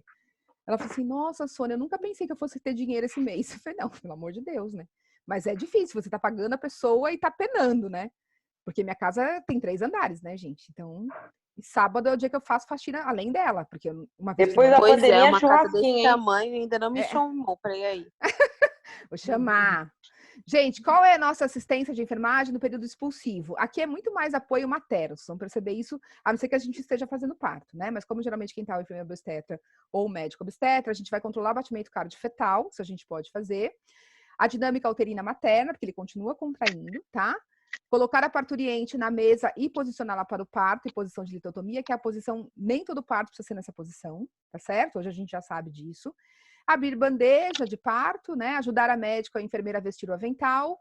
Permanecer ao lado da parturiente, orientando os movimentos de fazer força e tranquilizando. Pegar o bebê logo que nascer e levar para o local... Gente, esse local mais adequado... Alguém não tá me ouvindo? Acho que é a Bárbara de novo. Tá? Eu tô. Então tá, achei que era você. E aí, esse pegar aqui, alguns lugares ainda fazem isso, principalmente aqui em Santos, tá? Pega o bebê logo que nasce e leva para o local mais adequado para realizar os primeiros cuidados, berço aquecido ou incubadora. Hoje a gente não faz mais isso, a gente coloca o bebê sobre a mãe, tá bom? A não ser que o bebê nasça com parada respiratória, nasça muito, né, assim, precisando de alguma emergência, um prematuro extremo, um cardiopata, aí a gente vai levar para um lugar adequado, tá bom? Mas geralmente... Oi? Ainda no período, ó, uma coisa que é muito importante, gente, identificação do bebê. A gente geralmente põe 2 pulseiras, uma no pé e uma no braço, tá? E confirmem, ó, a gente confirma na hora que a mãe interna, que ela entra na sala de parto, e a gente confirma depois antes de colocar de novo, tá? O seu nome é Maria da Conceição, enfim, a gente pede, deixa ela completar o nome, a gente não dá o nome completo, tá? A senhora é Sônia Angélica Gonçalves, deixa a paciente falar, tá? Sinais vitais, observar a paciente, agitação, queixa de dor, proceder à anestesia, né? Na verdade, se for enfermeira obstetra, tá? Não é nosso caso. Revisão de canal de parto e episiorrafia, se tiver que fazer. Então, se a gente faz a episiotomia, que é o corte, a gente precisa costurar, a gente sutura, tá? Então, são várias camadinhas, musculatura perineal, né? Então, a gente vai suturar tudo que ferrou ali, não tem jeito. Quem sutura é a enfermeira? Enfermeira obstetra ou enfermeira? Não, enfermeira obstetra. Só obstetra. Só obstetra, tá? Então, a gente faz a sutura bonitinha e aí a gente faz a revisão do canal de parto. A gente, geralmente, às vezes, até troca de luva, tá? Para ver onde está sangrando, e a gente passa a mão na parede toda do canal de parto, no colo do útero, para ver se tem alguma parte que não está bem suturada, né? Ou que não está bem aderida, enfim, qualquer laceração, porque às vezes tem laceração interna. No caso, se o parto não tiver uma obstetra, uma enfermeira obstetra, é o médico obstetra que faz. É o médico obstetra que faz. É o médico obstetra, tá? O enfermeiro generalista, ele só faz o parto se for de urgência. E não tiver enfermeiro obstetra nem médico obstetra, ele pode fazer. Tá? Mas aí ele não faz sutura, né? Teoricamente ele não faz nada, porque você não aprende, você não vai ter como fazer, você não aprendeu, entendeu? Nem o corte, nem a sutura, não tem. A sutura é super fácil, viu, gente? É assim, fácil. É difícil às vezes você identificar as camadas, né? Porque tem muito sangue, tem muito edema, entendeu? Mas é bem tranquilo de fazer. A gente dá aula geralmente de sutura, até para medicina da aula de sutura, na língua do boi. Eu mando eles comprarem língua de boi e ensino a fazer os pontos, tá? Tem vários tipos de ponto, mas aí são pontos que a gente usa muito simples, é bem tranquilo de fazer, tá? O terceiro período clínico do parto, a gente chama de dectação. O que é o dectação? É o delivramento, é a dectação ou secundamento, são vários nomes bonitos aí, ou o terceiro período, que é, na verdade, a saída da placenta. Acabou, tá? Então, teoricamente, gente, essa placenta ela vai sair espontaneamente. Então, nasceu o bebê, vai sair a placenta, tá? Ela inicia-se imediatamente, ó, de 5 a 10 minutos após o nascimento da criança e termina com a expulsão da placenta e de suas membranas totais, tá? Esse período de dectação, ele dura de 10 a 30 minutos até a expulsão fetal, ou seja, depois que o feto nasceu totalmente, a gente tem até 30 minutos para ela sair sozinha. Se ela não sair, aí a gente tem algumas manobras para realizar, tá bom? Aí a gente faz massagem abdominal, né? Gira o cordão umbilical, tá? E aí a gente tem, então, o que a gente chama de dectação, que é a expulsão placentária, tá? Depois que a placenta sai, aqui são as manobras que eu falei para vocês que a gente tem como fazer, tá? Então, a gente faz rotação de placenta, chama manobra de Jacobs, tá? Da placenta, a membrana fetal. Então, a gente pega a placenta e vai girando discretamente até ela descolar com a mãozinha lá no útero, tá? É bem legal de fazer isso aqui, mas é bem perigoso, pode dar hemorragia, então tem que saber realmente fazer, tá? Eu nunca fiz, tá, gente? Nunca precisei fazer, graças a Deus. Olha que legal essa imagem, eu gosto muito, ó. A gente tem 2 lados da placenta, tá? A gente chama de córeo e âmnio, tá? O âmnio é a parte da placenta, a face da placenta que estava em contato com o líquido amniótico, ok? E o córeo é a parte da placenta que estava em contato com o útero. Tudo bem? Olha que legal, tá vendo, ó? Aqui é o lado materno, que é o córeo, tá vendo? Então, isso aqui, ó, que a gente chama de cotilédone, são como se fossem grandes coágulos da placenta, tá? Isso aqui é o que se prende no útero. Então, os vasos dessa placenta se entrelaçam com os vasos do útero. Por isso que se a gente tiver problema com a placenta, a gente pode perder o feto durante a gestação, tá? Porque ela tá entrelaçada. E isso aqui, ó, que é uma membrana bem fininha, como se fosse uma membrana de uma carne, é a camada fetal, que a gente chama, né? O lado fetal, tá? Que a gente chama de âmnio. Então, córeo e âmnio, tá bom? São os 2 lados da placenta, ok? Aqui você tem, olha só as veias da placenta, gente, como é grande. Vocês estão vendo? Olha que bonitinho. É grosso, que eu tava olhando. Tá? Aqui é o cordão umbilical, ó, da face materna, tá vendo, ó? Então, aqui o bebê nasceu, o cordão fica dessa forma, a placenta tá aqui, ó, ela começa a se descolar, tá vendo? E vai vindo sozinha, ó. A mãe sente, às vezes, uma cólica fraquinha na hora de exteriorizar, né, de expelir a placenta, mas é uma coisa muito discreta. E o que a gente tem que fazer? A gente, geralmente, ela vem pra gente assim, né, com a camadinha do do âmino, desculpa. A gente vira ela, né, meio que assim, para ver se todos os cotilédones estão aqui, todos os coágulos, tá vendo? Ó, chama cotilédones, tá? Porque se não tiver, a gente tem que enfiar a mão dentro do útero, fazer uma varredura, que a gente chama, para achar esse coágulo que ficou lá dentro, tá? São 3 cotilédonos? Não, são 20, em média de 26. Nossa, bastante. É, bastante. Ela é bem grande, viu, gente? Ela pesa geralmente 800 gramas a 1,2 kg. Isso no parto normal, né? No parto normal. E na cesárea, como a que é? mesma O médico coisa. já tira? Não, ela descola também. Demora um pouco mais, às vezes, para descolar, porque não foi fisiológico, né? Não tinha contração uterina, então ela demora mais. E a chance de ter sangramento é maior. Entendeu? Porque não teve estimulação hormonal, né? Entendeu? Por isso que a gente não recomenda o parto operatório. Por isso que a cesárea tem que ser um parto de emergência. Tá? Gente, ó, isso aqui, a placenta, vocês vão que ela é vermelhinha. Se for fumante, ela fica preta. Preta, tá? Parece que você tá pegando a nicotina na tua mão. Uma coisa horrorosa de ver. É muito feio de ver. Tá bom? Gente, se um desses cotilédonos ficar na cavidade uterina, o paciente pode morrer de hemorragia. Tá? Porque ele fica, às vezes, ligado num vasinho do útero e vai sangrar e a gente perde o paciente, tá bom? Por isso que não esqueça, a primeira causa de morte materna é hemorragia. Olha os cotilédonos lá, que bonitinho, ó, tá vendo? É mais ou menos isso aqui que a gente tem, ó. Então, a camada de córeo e de âmino, né? Que é essa parte aqui, ó, tá? Aqui, gente, artéria, vermelhinho, azulzinho, né? E veia, o vermelhinho. A gente tem 2 artérias e uma veia no cordão umbilical, tá bom? Que mais? Bom, assistência da enfermagem também é bem importante, né? Então, a gente aplica geralmente 1 ml de Matergin, que é uma ocitocina, na verdade, para contrair o útero, tá? Mas é prescrição médica, né? Então, saiu a placenta, a gente faz a aplicação. Procede a asepsia da região genital. Então, o médico encerra o parto, fala, agora pode liberar a paciente. E a gente vai fazer toda a lavagem daquela região do períneo bonitinho, deixar a paciente bonitinha, limpinha, cheirosa e gostosa, tá? Proceder à asepsia da região genital da paciente, examinar a placenta com constatação que não sobraram restos placentários de membrana, né? E placenta ou cotilédonos no útero. Controle rigoroso de sangramento via vaginal. Nessa hora começa o nosso controle de sangramento, que eu falei para vocês que é o período mais importante, tá? Porque daqui nós vamos para o 4º período clínico do parto, que é o Greenberg, tá certo? Controle rigoroso de sangramento via vaginal. Tirar a paciente da posição e passá-la para a maca, né? Então, tirar da mesa de parto, geralmente, tá? Deixar a puérpera limpa e seca, controlar as sinais vitais, encaminhar a paciente para o quarto ou enfermaria. E controlar a retração uterina, que é consistência e sangramento. Aqui começa... Professora. Oi, amor. Desculpa. Imagina, pode falar. Volta lá na outra imagem para fazer uma pergunta. Essa medicação, na outra, essa Metergin, não, a Metergin. Ele é um como é que fala? É para parar de sangramento, né? Sim, sim.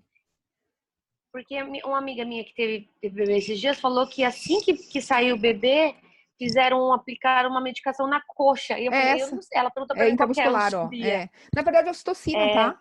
É para você ajudar na contração. Então, você fecha o vaso que tá sangrando, né? Entendeu? Ah, tá. Essa é a proposta. Então, isso é feito sempre? Sempre, isso é protocolo. No normal, parto normal. Na cesárea também. É que na cesárea repete? Na cesárea também é que você faz na veia, né? Na cesárea. Entendeu? Geralmente na cesárea a paciente tá com tá, veia e aí você faz EV. Né? Tá? Mas faz, é protocolo. É para evitar o sangramento, tá? Aí é o 4º período que eu falei que é o período mais nosso, né? Mais da enfermagem, porque não tem mais médico junto com a gente, tá? É o período de Greenberg. Gente, me deu uma dúvida, porque aqui eu escrevi com M, aqui eu escrevi com N. Depois eu vou confirmar como se escreve, tá? É o período imediato que corresponde à primeira hora após a dequitação. Então, saiu a placenta, o parto foi às 15. A placenta saiu 15h30. Das 15h30 até 16h30 é o período de Greenberg, tá? Ele é de fundamental importância nos processos homeostáticos, ou seja, de fechamento dos vasos, para parar o sangramento, tá bom? Ele vai impedir o sangramento excessivo. Durante esse período, há a possibilidade maior de ocorrerem grandes hemorragias. Por isso que eu falei para vocês que é fundamental a gente monitorar esse período, tá? Então, vocês estão na enfermaria de maternidade, né, de puerpério, o paciente chegou para vocês, essa primeira hora, gente, ela é prioridade, tá bom? Os mecanismos de partos que coíbem o sangramento pós-parto, né, que são os seguintes aqui, ó. Então, a gente vai ter o miotamponamento e o trombotamponamento, tá? É o que acontece no Greenberg fisiologicamente falando, tá certo? Então, o miotamponamento, ele vai se iniciar imediatamente, ou seja, depois da saída da placenta, e ele consiste na contração potente da musculatura uterina, que é o que a medicação ajuda, tá? No tamponamento e saída dos vasos sanguíneos que irrigavam a placenta, tá? Porque ela vai descolar e o vaso vai ficar sangrando, né? Então, ocorre o miotamponamento. Se este mecanismo não ocorrer de forma adequada, existe a chamada hipotonia uterina, tá? Ou atonia uterina, vocês vão ouvir essas duas expressões, tá? Isso daí é da involução, né? Da involução. Tá. A involução do útero, né? Ele tá voltando pro lugar. Isso, tá? quando tá voltando, tá. Isso. Que pode resultar em sangramento excessivo e coloca a vida da mulher em risco, tá?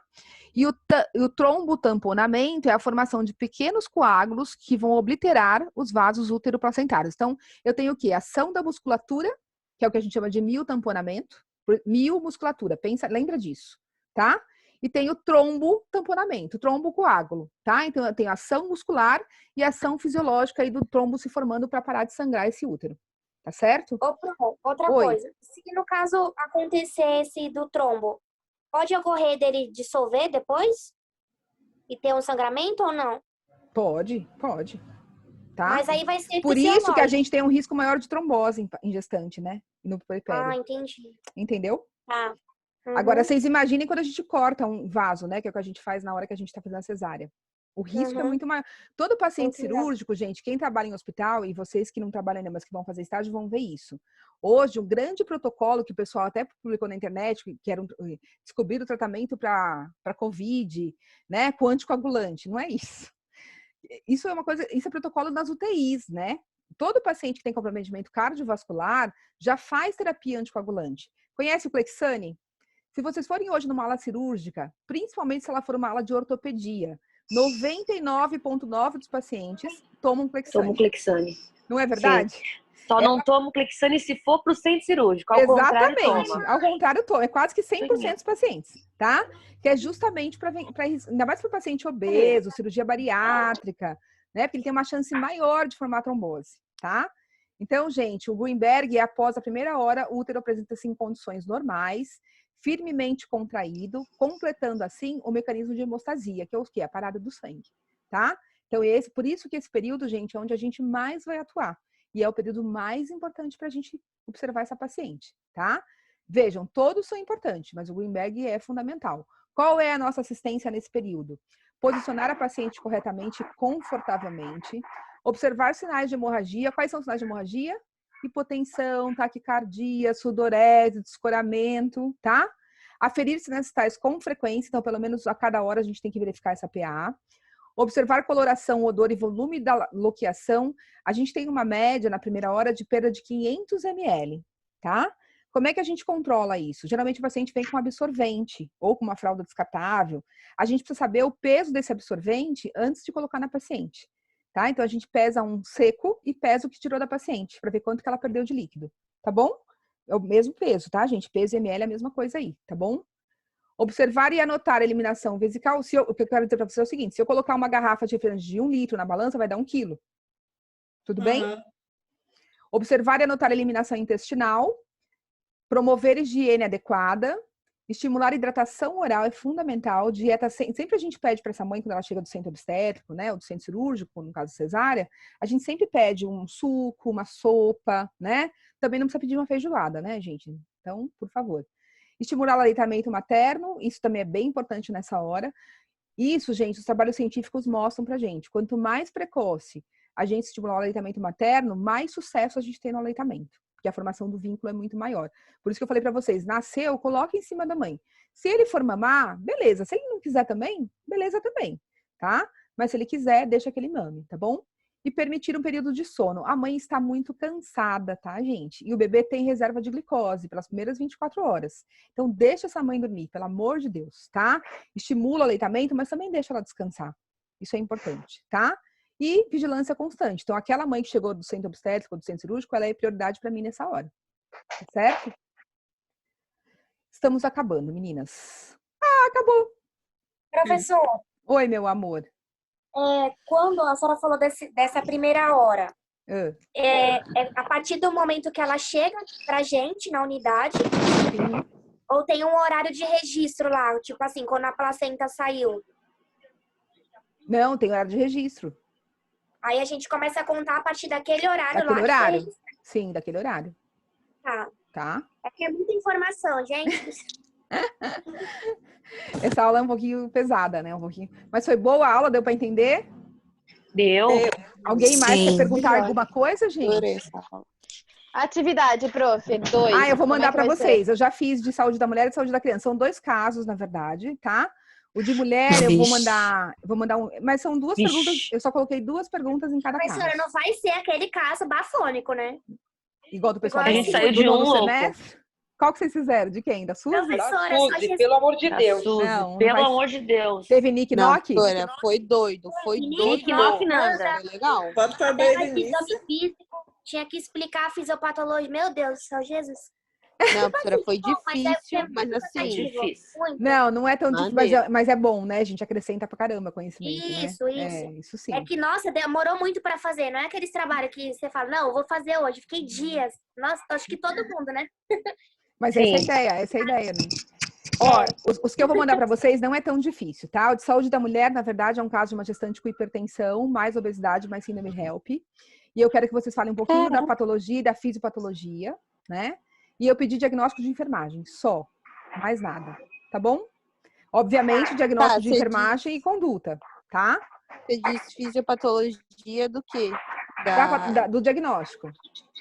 Tá na orientação, vou mandar para vocês por e-mail, tá bom? Tá bom. E o de criança, eu fiz... de uma... pé, pelo amor de Deus, hein? De quem que é esse pé, gente? Da minha filha, tá presa em cima da minha cama. Tá travando pra mim. Aqui. Tá travando, Bá? Tá muito. Eu tô falando só das atividades que eu vou mandar, tá bom?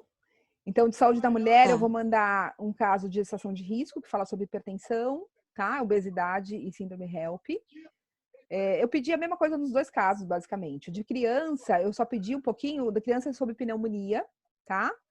E eu pedi para vocês dizerem o que é a pneumonia e a bronquite, tá?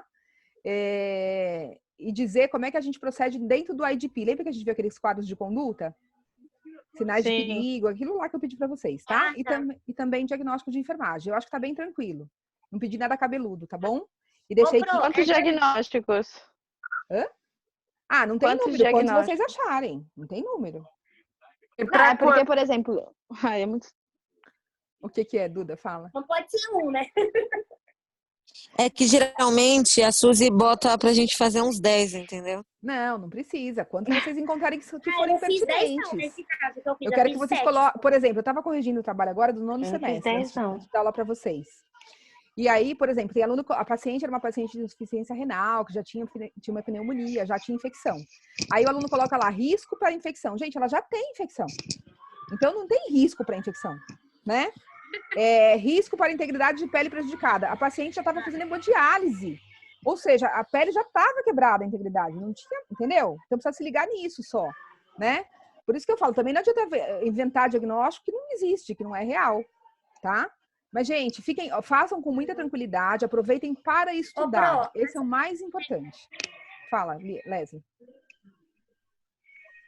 E a data? O diagnóstico do Nanda. Sim. E as orientações... Do Nanda. Do Nanda? Do Nanda ou de você, Bruder, o que vocês quiserem utilizar. Só coloquem na referência. Tá bom? Tá. Qual vai ser meu foco de avaliação? Eu achei... A fisiopatologia, tá? Os diagnósticos que vocês levantarem e como vocês vão lidar com esse diagnóstico. Qual vai ser a intervenção de enfermagem que vocês vão proceder, que vocês vão intervir aí. Tá bom? E as referências, né? Pode ser manuscrito ou digitado. É o NIC, faz do jeito então. que vocês quiserem. Hã? Não, então tem que usar o NIC também. Intervenção? Se você quiser, sim, mas se não, você pode tirar da Bruna. Pode? Pode, tá bom. Se você quiser. Pode usar. Professora. Usa o que você quiser, o seu conhecimento, tá? Não precisa ser só do NIC. Professora, a faculdade, ela tá aberta pelo menos na biblioteca ou não? Porque eu tive muita dificuldade de pesquisar pelo Nick Nock, pelo Nanda online. Eu tive muita dificuldade. Jura? Não, tá aberto. Não, acho que tá fechada, né, Karina? Não, tá fechada. Não pode. Fechada os próximos 2 meses. Não pode. Gente, não eu pode tive abrir. muita dificuldade. Prof, e a data para entrega? Eu deixei dia 19 e dia 21. Mas se precisar, a gente pode rever. 9, tá. 19 e 21, 15 dias eu deixei. Tá? Sem ser a semana que vem, a outra. Né? 19, tá? Para vocês que estão com dificuldade de achar coisas no livro online, se vocês clicarem, eu esqueci qual é o comando, acho que é Ctrl F, se eu não me engano, aí vocês jogam a palavra lá que vocês estão procurando e ele mostra todas as vezes que essa palavra é citada. Daí fica pelo menos um pouco mais fácil para achar. A Amanda falou isso para mim, mas mesmo assim eu não consegui muito, não. É que é mesmo muito fazendo isso. Olha, gente, eu vou falar para vocês. E ainda no celular é muito ruim. Essa vida da gente online não tá sendo fácil, né? Nem para vocês, nem pra gente. Acho que